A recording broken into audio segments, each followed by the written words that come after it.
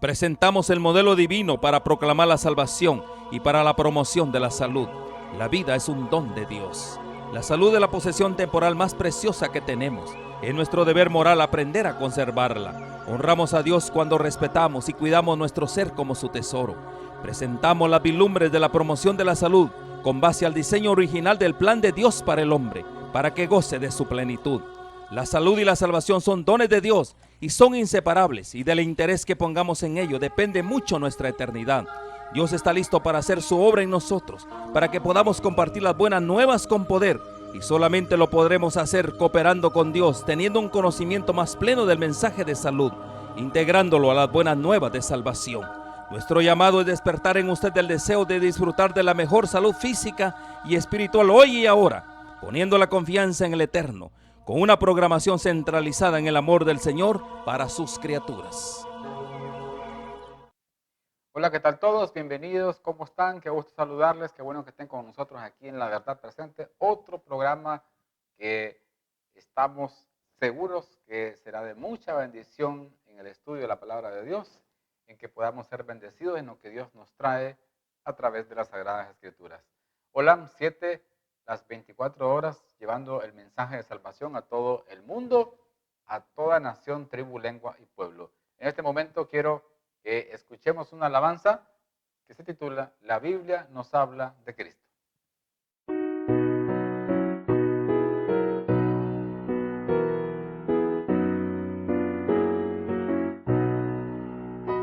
La Biblia nos habla de Cristo y de su muerte en la cruz. Su santa palabra ha dicho que Él pronto vuelve en luz. Te hayas listo a encontrar al Señor. Lo haces todo con fe y con amor. Has peleado por fe la batalla del bien, pueden otros a Cristo en ti ver. Eres fiel por doquiera que vas, puedes tú contemplarlo en su faz y triunfante decir, este es mi Dios. Puedes tú encontrar al Señor. No anheles el bien de esta vida, pues ella se pasará. Entrégate a Él sin medida, que hoy llamando está. Te hayas visto a encontrar al Señor. Lo haces todo con fe y con amor. Has peleado por fe la batalla del bien, pueden otros a Cristo en ti ver. Eres fiel por doquiera que vas, puedes tú contemplarlo en su faz y triunfante decir, este es mi Dios. Puedes tú encontrar al Señor. No dejes que pase más tiempo sin entregarte a Jesús. Alístate pues, el Maestro muy pronto vuelve en luz. Te hayas listo a encontrar al Señor. Lo haces todo con fe y con amor. Has peleado por fe la batalla del bien, pueden otros a Cristo en ti ver. Eres fiel por doquiera que vas, puedes tú contemplarlo en su faz y triunfante decir, este es mi Dios. Puedes tú encontrar al Señor.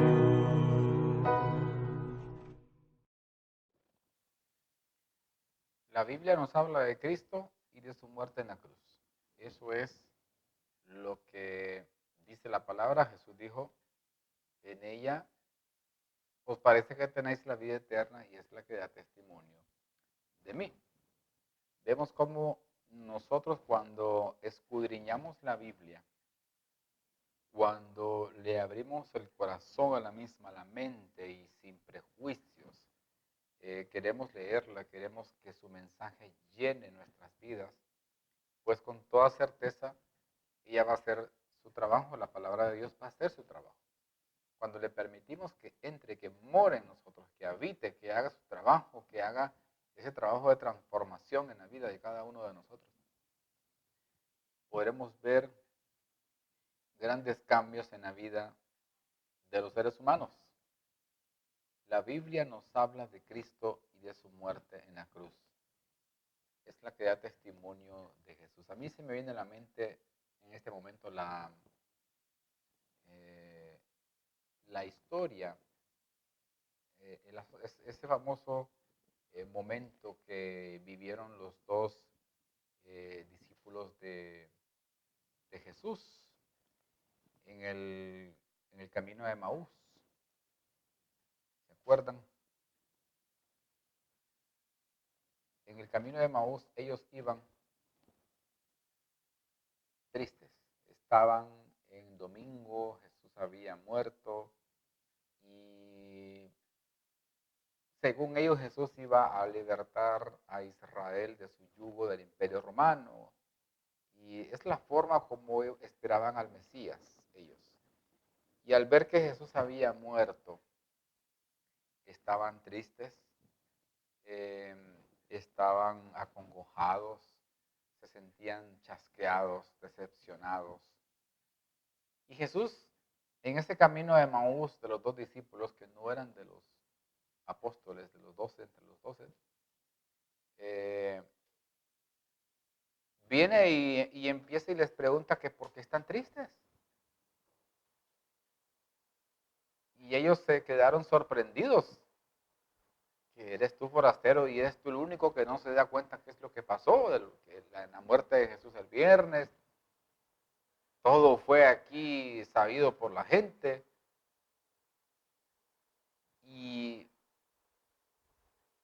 Y luego él avanzó con ellos en el camino y ellos le contaron todo lo que pasó con Jesús. Y luego Jesús les dijo, insensatos.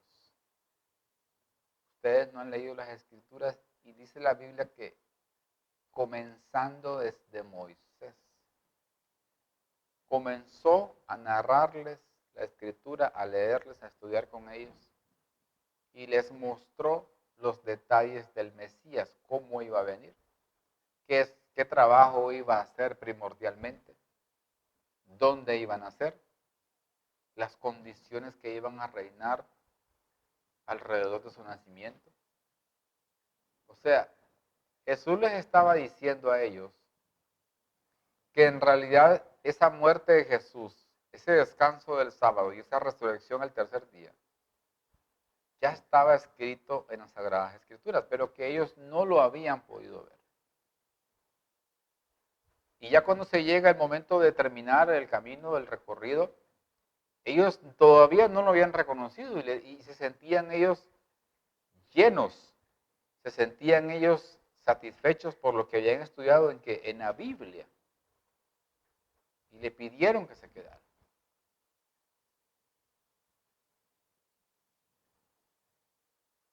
Y luego ellos comentaban, no ardía nuestro corazón cuando nos abría las escrituras.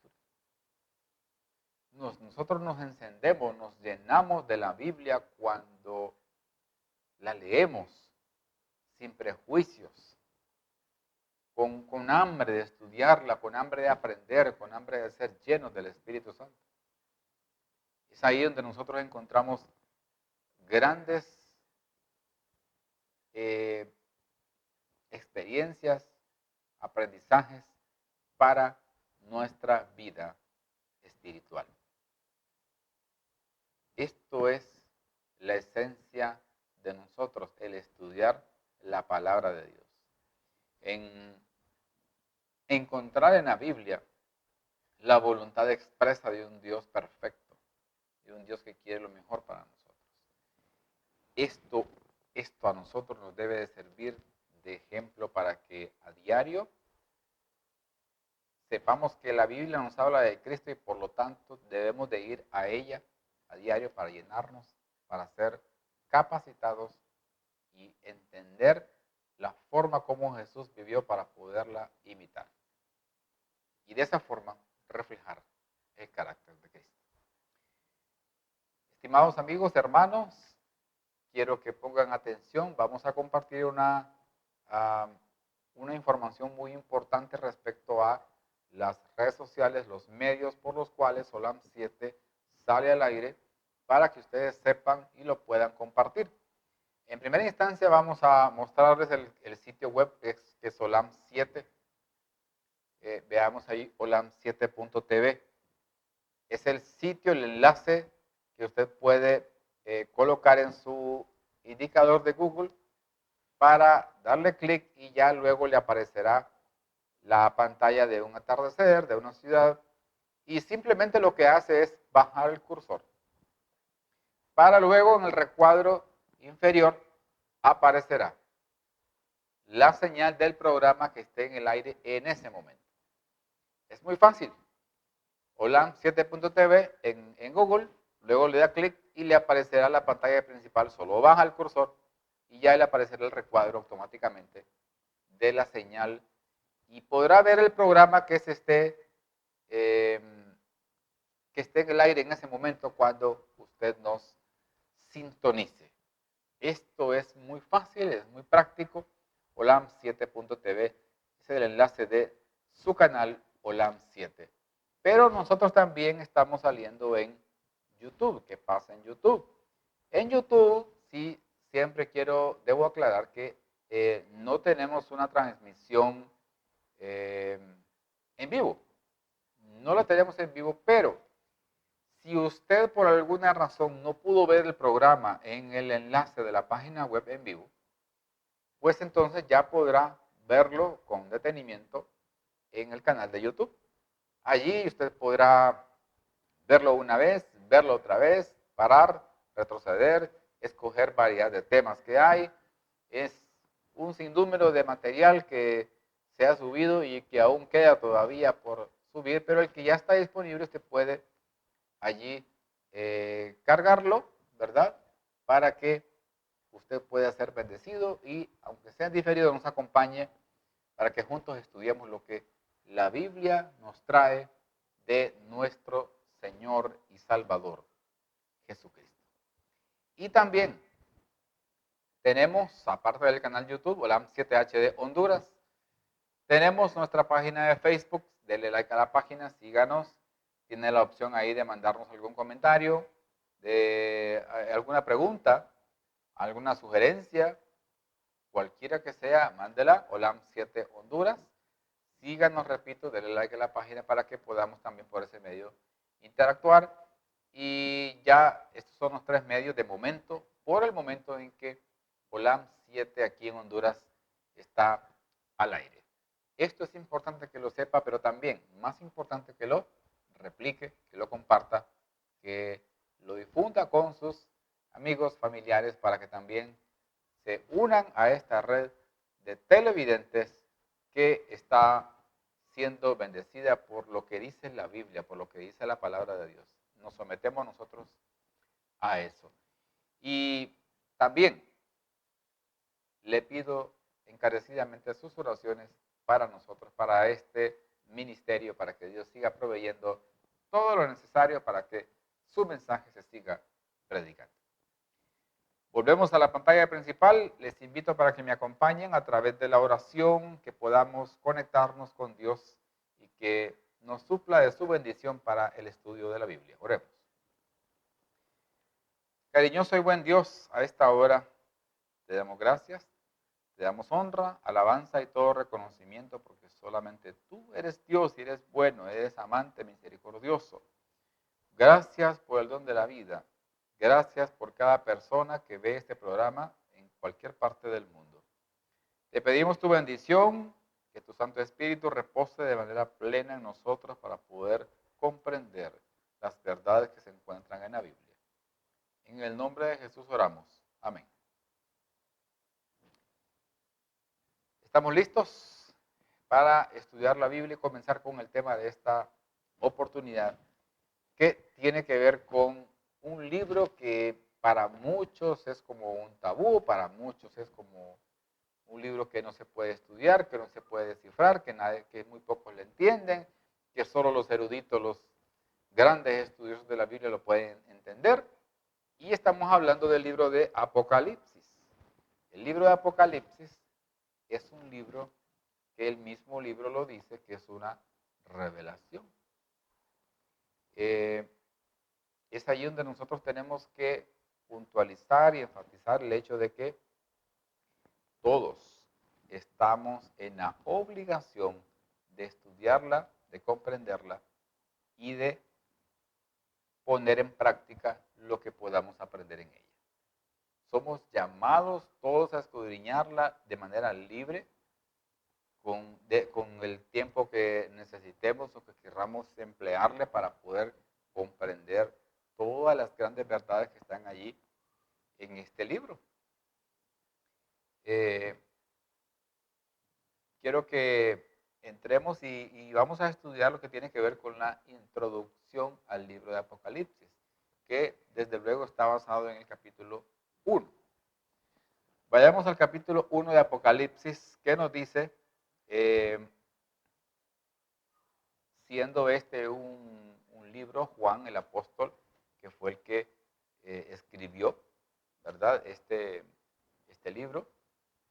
Al comienzo del libro comienza con su prólogo, luego hace saludos, hace también doxología, y luego va empezando a dar el mensaje, pero él hace una pequeña introducción de la siguiente manera. Leamos el versículo 1 hasta el versículo 3. Dice Apocalipsis 1, del 1 al 3. Dice, la revelación de Jesucristo. Esto es importante, muy importante, porque comienza el libro de Apocalipsis, para muchos que es un tabú, que es algo que no se puede estudiar, que nadie le entiende, que solamente los eruditos, los hombres que tanto saben de la Biblia son los que le pueden entender, nosotros no podemos, no.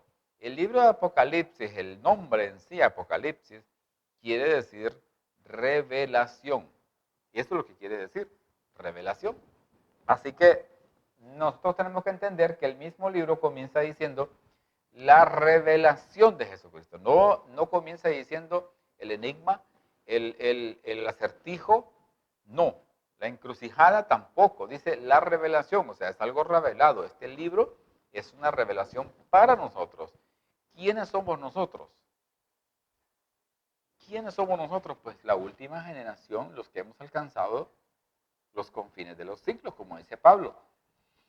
O sea, podemos decir también que el Apocalipsis de Jesucristo, o sea, la revelación, Apocalipsis quiere decir revelación, la revelación de Jesucristo, que Dios le dio para manifestar a sus siervos las cosas que deben suceder pronto. ¿Quién dio esta revelación? Dios. ¿Para qué la dio? Para manifestar a sus siervos las cosas que deben suceder pronto. Entonces, si esta revelación la dio Dios, y Dios a todos lo considera por igual, no hace acepción de personas, y también la dio para manifestar a sus siervos las cosas que deben suceder pronto, ¿por qué entonces algunos insisten en dejarlas en un tabú, en dejarlas selladas? O que nadie lo puede entender. Muchas denominaciones dicen que el Apocalipsis para nosotros solo se debe estudiar hasta el capítulo 4. Luego del capítulo 4 en adelante, ya del 5 en adelante, ya no es para nosotros. Yo pregunto, ¿de dónde sacan ese disparate? Si no fuera para nosotros, entonces ¿para qué Dios inspiró al Espíritu Santo, o mejor dicho, a Juan a través del Espíritu Santo, para escribir todo el libro de Apocalipsis desde el capítulo 1 hasta el capítulo 22? No tendría sentido, pero Dios en su divino amor lo inspiró para que ese mensaje se escribiera y se transmitiera a nosotros. Y esto que se transmitiera, pues, es para estudiarlo. La revelación de Jesucristo que Dios le dio para manifestar a sus siervos las cosas que deben suceder pronto. ¿Y para qué tienen que saber los siervos eso? pues para prepararse, para estar listos. No pueden estar de una manera que los tome desapercibidos. Y la declaró enviándola por medio de quién? De su ángel a su siervo Juan. Miren cómo trabaja Dios. Viene Dios en su infinita misericordia, toma la iniciativa de darle un mensaje o de emitir un mensaje, de transmitirlo a sus siervos de las cosas que van a suceder pronto. Pero la declaró, que esta es la revelación de Jesucristo, pero la declaró enviándola por medio de quién? De su ángel, o sea, de los ángeles. Y el ángel viene y se la da a quién? A su siervo Juan. Pero la cadena no se queda ahí, dice el versículo 2. Que ha dado testimonio de la palabra de Dios y del testimonio de Jesucristo y de todas las cosas que ha visto. Versículo 3. Ahora comienza este versículo 3 dando una felicidad extrema, una felicidad especial, una connotación súper relevante a las personas que leen, a los que oyen las palabras de esta profecía. Dice, bienaventurado, o sea, felices en extremo. Bienaventurado el que lee y los que oyen las palabras de esta profecía. No solamente es el que lee, porque leerlo, el libro de Apocalipsis, cualquiera lo puede leer. Pero, agrega, y los que oyen, no es solamente el que lee, porque entonces fuera muy sencillo y yo empiezo a leerlo hasta que termino de leer todo el libro de Apocalipsis. Pero dice, bienaventurado el que lee, ahí hay una bendición, pero agrega, y los que oyen, o sea, los que escuchan, los que ponen atención, los que ponen en práctica, los que obedecen lo que dice acá. Y los que oyen las palabras de esta profecía. Pero además de eso, los que la escuchan, los que ponen atención, los que ya entendieron lo que dice Apocalipsis, ahora agrega, además, y dice, guardan las cosas en ella escritas. No es solamente que escuchan, también las personas que las guardan. O sea, las que obedecen, las que hacen las cosas que dice allí. Porque el tiempo está, ¿qué cosa? Cerca, o sea, la urgencia de que la gente lea, de que la gente escuche y que la gente guarde las cosas es porque el tiempo está cerca. El tiempo está cercano. Por favor, dice el Señor, va a haber una felicidad grande, enorme al que lea, al que escuche estas palabras y también al que las guarde. En esas tres cosas se encierra la esencia de nuestra vida cristiana. El que lee, el que escucha y el que las guarda. Vean ahí cómo esto no se mueve y se mantiene intacto. Es una forma que Dios tiene de trabajar con el ser humano, cómo Él viene y manifiesta un mensaje, que es el mensaje de Jesucristo a través de los ángeles. Los ángeles lo pasan a sus siervos y sus siervos es para replicarlo, compartirlo, para que muchas personas sean bendecidas. Al compartirlo el apóstol Juan, al compartir este hombre de Dios, este mensaje, estaba siendo totalmente bendecido. Ahora, dijimos que es la introducción de Apocalipsis, ¿verdad? El tiempo está cerca. Termina el versículo 3 diciendo que el tiempo está cerca. Quiere decir que, de acuerdo a lo que dice acá en este versículo 3, que el propósito principal del libro de Apocalipsis era comunicar una esperanza un mensaje de bienaventuranza en el triunfal final de Dios, porque recuerda que el libro de Apocalipsis es el último de la Biblia. ¿Por qué? Porque cuando el apóstol Juan está escribiendo esto, la iglesia de Dios está pasando por un momento de persecución. O sea, que el ánimo de este libro también es para alertar, para dar esperanza a los creyentes. Juan, el testigo ocular de lo que hizo Jesús, porque él estuvo con él afirma que el victorioso Señor con toda seguridad volverá para vindicar a los rectos y juzgar a los impíos.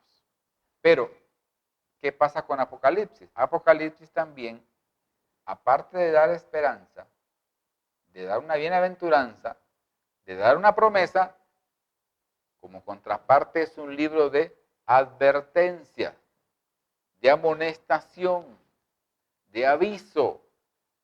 Vean, aquí les estamos dando un aviso, estas cosas van a pasar o estas cosas ya están pasando. Tengan la esperanza, pero tengan la advertencia. No solamente la esperanza. ¿Por qué advertencia? Bueno, porque el diablo, la Biblia dice que el diablo tiene muy poco tiempo y que él lo sabe. El diablo dice, sabe que tiene poco tiempo. Y como él sabe, lo que intenta es mantener la mente ocupada, mantener la mente enclaustrada en los afanes terrenales. Eso es lo que él desea. Y Dios lo que quiere es que nos alejemos en gran manera de las cosas de este mundo y que nos concentremos en las cosas celestiales.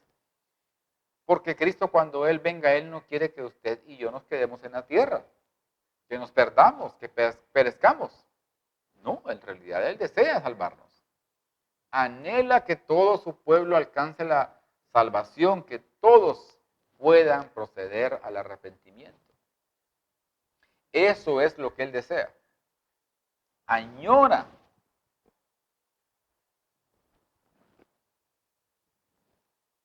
De todo corazón, Dios no quiere que usted se pierda. Él no quiere que yo me pierda. Él quiere que nos salvemos.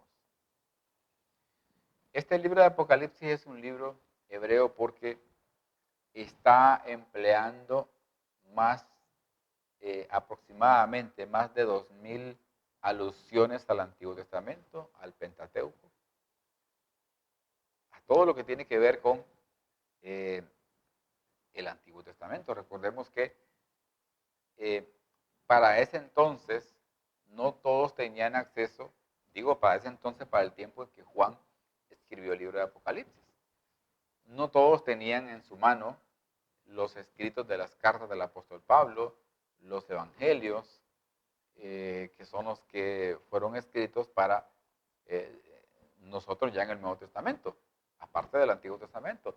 El evangelio de Lucas y el libro de Hechos de los Apóstoles, que fueron escritos por él. Tampoco el evangelio de Marcos, que no era de los 12, pero también fue un colaborador.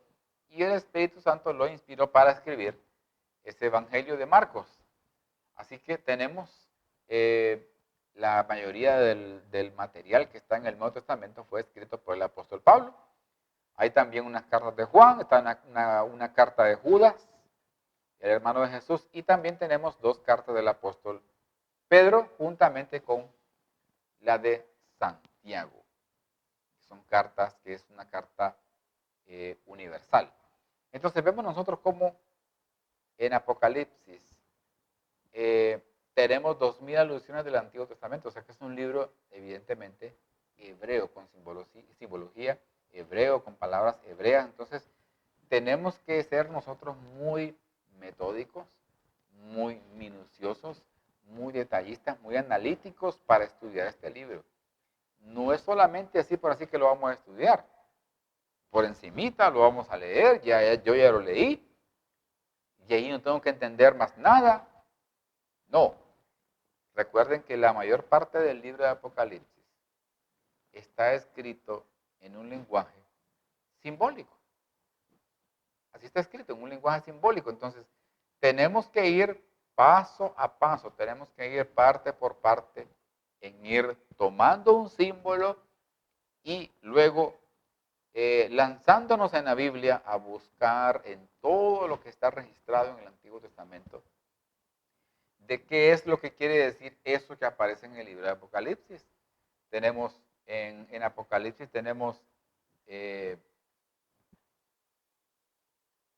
bestias, tenemos, tenemos también leopardos, dragones, plagas, tenemos una mujer de dos tipos de mujer, tenemos también una ciudad que se menciona, que es Babilonia, hay ángeles, caballos, hay mucha simbología en Apocalipsis, mucha simbología, pero nosotros tenemos que venir y descifrar lo que está ahí escrito. Tenemos que descifrarlo. Eso nos toca a nosotros. Ahora, también otra cosa que tenemos nosotros que tener en claro. Apocalipsis es un libro que está escrito y que es muy similar a lo que es Daniel. Muy parecido. Están inclusive muchos capítulos de ambos libros están conectados, están entrelazados con la información que están dando. Porque, por ejemplo, cuando nosotros venimos y leemos el capítulo 7 de Daniel, el capítulo 7 de Daniel, que es el último de los que fue fueron escritos en hebreo, comienza el capítulo 7 y empieza a relatar todo lo que tiene que ver con la visión de Daniel y las cuatro bestias, ¿verdad? Las cuatro bestias de león, el leopardo, o el oso, leopardo, luego el dragón, y luego sigue relatando los 10 cuernos, el cuerno pequeño, y termina ahí el capítulo 7. Y el capítulo 13 de Apocalipsis comienza donde termina el capítulo 7. O sea, para estudiar bien el capítulo 13 de Apocalipsis, necesitamos primero estudiar el 7 de Daniel para darle un seguimiento. Luego terminamos el capítulo 7 y seguimos con el capítulo 13 de Apocalipsis para crear todo un marco de información que nos va a ayudar a entender mucho mejor qué es lo que Cristo quiso decir a través de la inspiración del apóstol Juan de estos dos capítulos, de dos libros diferentes, que no es tan habitual en la Biblia que estén conectados de esa forma, que están compenetrados, que están entrelazados, son complementarios. El 13 con el 7 de Daniel. Y recordemos que tenemos mucha, como lo mencioné hace poco, tenemos mucha simbología y hay que tener mucho cuidado con la interpretación de esos símbolos. Hay que tener sumo cuidado, muy analítico, hay que leer Antiguo Testamento, hay que leer historia y, por sobre todo, pedirle a Dios que nos dé sabiduría, que nos dé la ayuda idónea, que es la ayuda del Santo Espíritu de Dios para analizar, para comprender. Yo sé que son cosas un poco difíciles, no digo que no, ¿verdad? Pero todo lo puede en Cristo que me fortalece. Si Cristo puede crear los cielos y la tierra en 6 días, ¿qué le hace pensar a usted que no lo pueda capacitar para entender Apocalipsis? Pero pasa mucho por nuestra apertura de la mente, por nuestra disposición a aprender, a los cambios, a dar ese paso adicional, a dar esa mía extra. Pasa mucho por eso. En que seamos proactivos y en querer indagar, en el querer, el ser incisivo en cuanto al estudio, en querer aprender todas estas cosas. Así que hay una gran conexión, repito, entre Daniel y Apocalipsis. Hay una gran conexión, hay que estudiarlos juntos.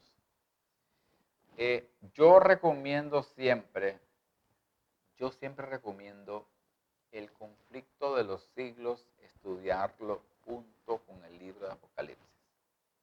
¿Y por qué dimensiono esto? Porque el libro de Apocalipsis desde el capítulo 1 hasta el capítulo 22, se expresa de una manera más amplia, de una manera macro, en grande, lo que dice en el conflicto de los siglos. O sea, los detalles que da el conflicto de los siglos, en realidad ese libro es el Apocalipsis ampliado. Cuando se da el primer capítulo de Apocalipsis, comienza de la misma forma con el conflicto de los siglos, con esa situación que aparece allí en capítulo 1. O sea, el conflicto de los siglos es el Apocalipsis ampliado en detalle de todo lo que describe este libro que hoy estamos leyendo.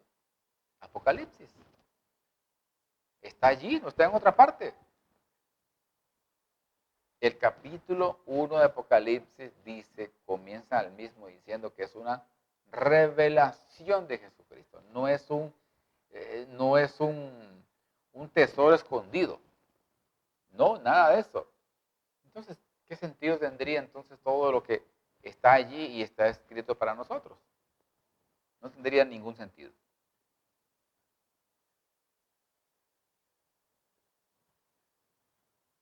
Apocalipsis viene también del griego apocalipto, que quiere decir revelar un secreto. Y ese término aparece 7 veces en el libro de Daniel. Parece que fuera casualidad, pero no, con Dios no hay casualidades. O sea, el término apocalipsis, repito, viene del griego apocalipto, que quiere decir revelar un secreto. Y ese término aparece 7 veces en Daniel. ¿Por qué 7? ¿Por qué no 6? ¿Por qué no 8? Porque 7 es el número perfecto de Dios. Por eso es que, repito, para entender Apocalipsis necesitamos hacerlo a la luz de las Sagradas Escrituras en hebreo. Y alguien me va a decir, pero yo no entiendo hebreo. Yo no he aprendido ese idioma. Hay muchos libros que ayudan a entender estas cosas y que tienen que ver con hebreo. Hay unos que tienen hebreo y luego tienen la traducción directa, literalmente lo que dice. Esto es lo que nosotros tenemos que empezar a movernos, a indagar, a escudriñar lo que está aquí en este libro de Apocalipsis. Es una urgencia, es una necesidad extrema que tenemos nosotros de saber lo que dice allí, de entenderlo bien. Miren, Juan recibe la visión de este libro. Él dice que está recibiendo la visión en el día del Señor. ¿Por qué menciona eso Juan, que está viendo o que está recibiendo esa visión en el día del Señor? Tanto para los judíos como para nosotros. A lo largo de toda la Biblia, desde el Génesis hasta el Apocalipsis, existe solamente uno que es catalogado como el día del Señor. ¿Cuál es? El sábado. No hay otro. En el día sábado, Dios se le revela a Juan y le da la visión del Apocalipsis. Fue en ese día. ¿Por qué no en domingo? ¿Por qué no en viernes? ¿Por qué no en lunes? Porque Dios trabaja de una forma perfecta. ¿Y qué día es ese? ¿Qué día es el sábado? Pues el sábado es el séptimo día de la semana. Es el cuarto mandamiento de la ley de Dios. Es el cuarto mandamiento. Éxodo 20 del 8 al 11. En el día sábado, el apóstol Juan recibe la visión de parte de Dios del Apocalipsis, la revelación. Juan, lamentablemente,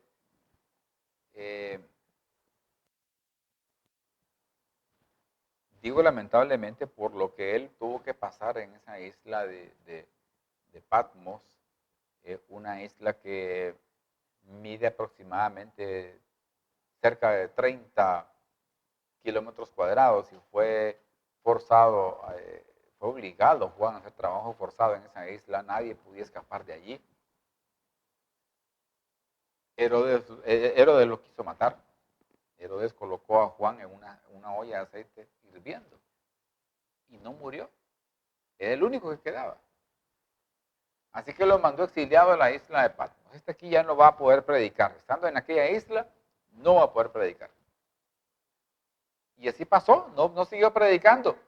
De manera presencial, visitando grupos, no. Pero siguió predicando, siguió mandando al mundo entero, por todas las ciudades, desde esa fecha en adelante hasta nuestros días, lo siguió haciendo a través de ¿qué?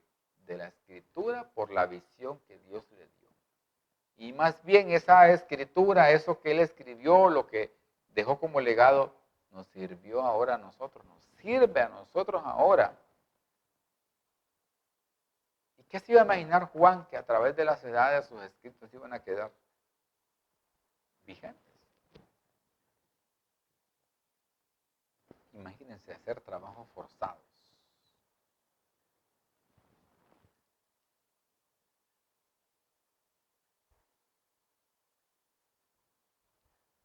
Juan fue el discípulo amado. Juan es el que estuvo de cerca con todo lo que tiene que ver con el ministerio de Jesús.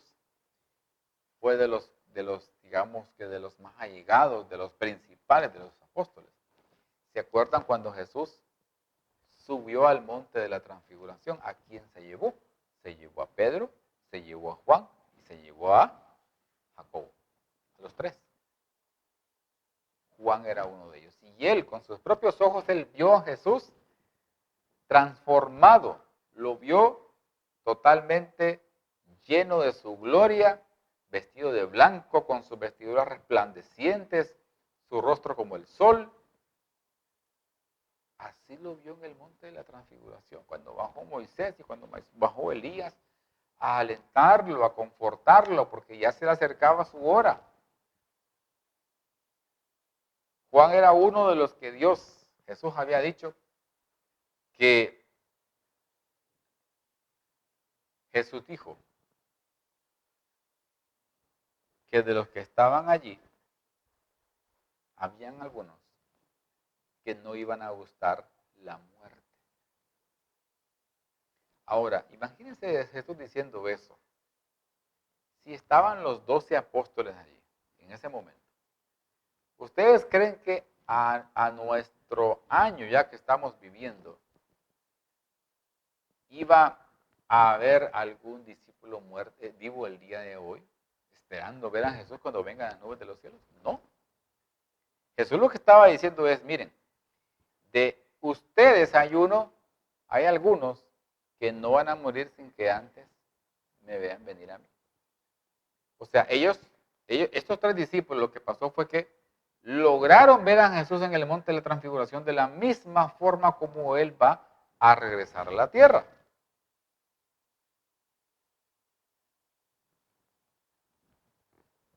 Es por eso la importancia de que nosotros podamos emplear tiempo en estudiar.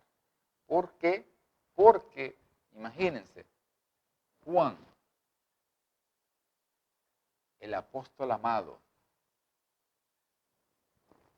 vino y tuvo ante Dios la oportunidad, en primera instancia, yo creo que en el caso de Juan fue doble el asunto, doble bendición. Primero porque él fue parte de los tres que llegó al aposento, al monte de la transfiguración, y vio a Jesús según cómo va a venir. ¿Se acuerdan lo que dijo Pedro? Señor, ¿será que más bien preparamos enramadas? 3 enramadas para que ellos ustedes se sienten allí, los tengamos con nosotros.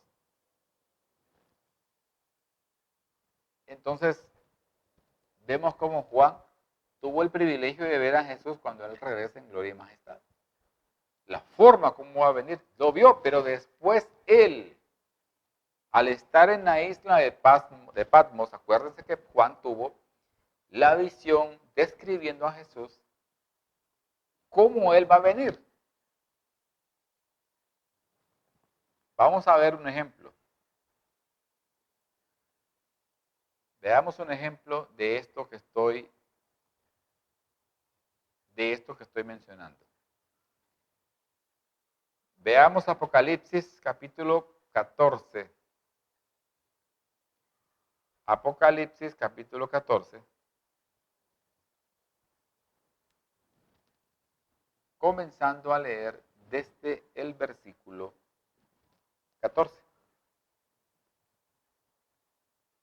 Dice lo siguiente.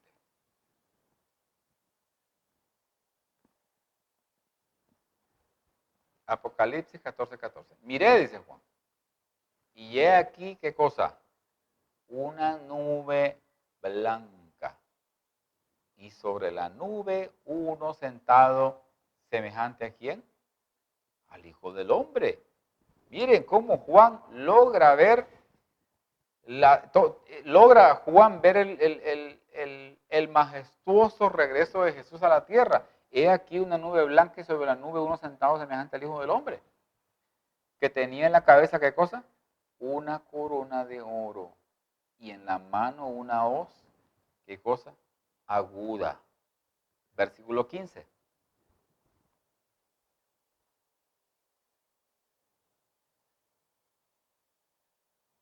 Y del templo salió otro ángel, clamando a gran voz al que estaba sentado sobre la nube.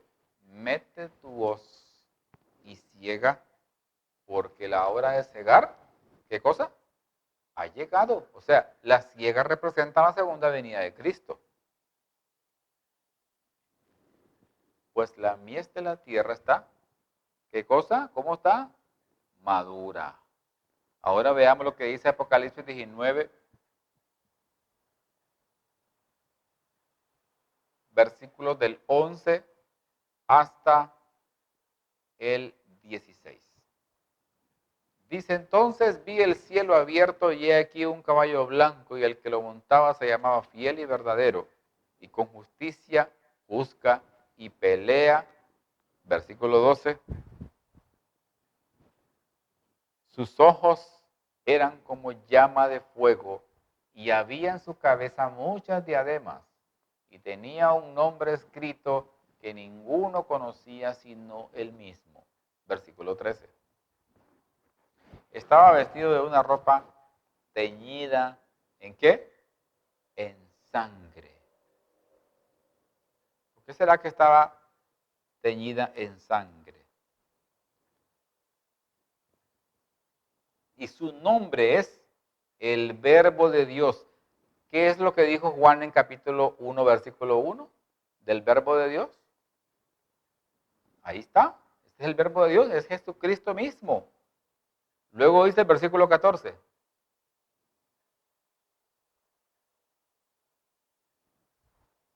Y los ejércitos celestiales, vestidos de lino finísimo, blanco y limpio, le seguían en caballos blancos. Versículo 15. De su boca sale una espada aguda para herir con ella a las naciones, y él las regirá con vara de hierro. Y él pisa el lagar del vino del furor y de la ira del Dios Todopoderoso. Versículo 16. Y en su vestidura y en su muslo tiene escrito este nombre: Rey de Reyes y Señor de Señores. ¿Qué título tenía en su vestidura y en su muslo? Rey de Reyes y Señor de Señores. Gloria a Dios por esta visión que tuvo Juan, de ver de nuevo a Cristo cuando Él venga en las nubes de los cielos. La misma condición, la misma circunstancia. Qué bueno es que hemos podido estudiar en este tiempo la introducción al libro de Apocalipsis. Este libro no es ningún misterio. está revelado para nosotros, pero tenemos que estudiarlo. Que Dios nos ayude, que Dios nos dé la sabiduría necesaria para poder entender y poner en práctica lo que el libro de Apocalipsis tiene para nosotros, lo que Dios tiene a través de este libro para cada uno de nosotros. Escuchemos un hermoso himno que se titula "Oh, cantádmelas otra vez".